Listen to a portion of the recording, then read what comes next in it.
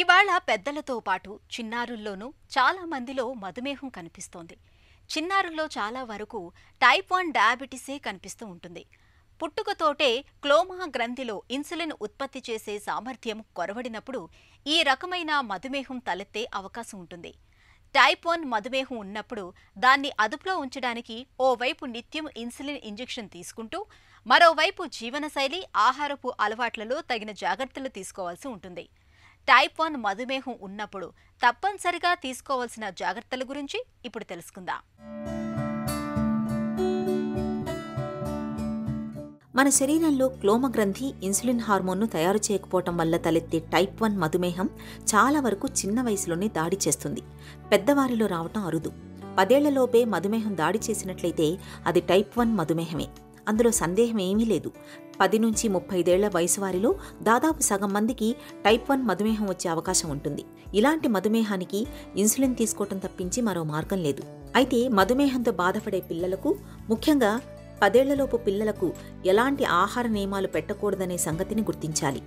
మధుమేహం లేని పిల్లలకు ఇచ్చేటటువంటి ఆహారమే వీరికి ఇవ్వాలి. ఎదిగే వయసులో తగినంత పోషకాహారం ఇవ్వడం తప్పనిసరి.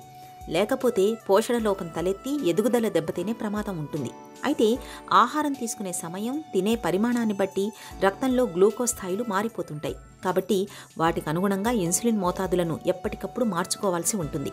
ఇక 10 ఏళ్లు దాటిన తర్వాత కౌమార దశకు వచ్చే వరకు బరువు పెరగకుండా చూసుకోవడం ముఖ్యం. ఎత్తు, వయసుకు అనుగుణంగా ఆహారం తీసుకుంటూ బరువు ఎక్కువగా పెరగకుండా చూసుకోవాలి.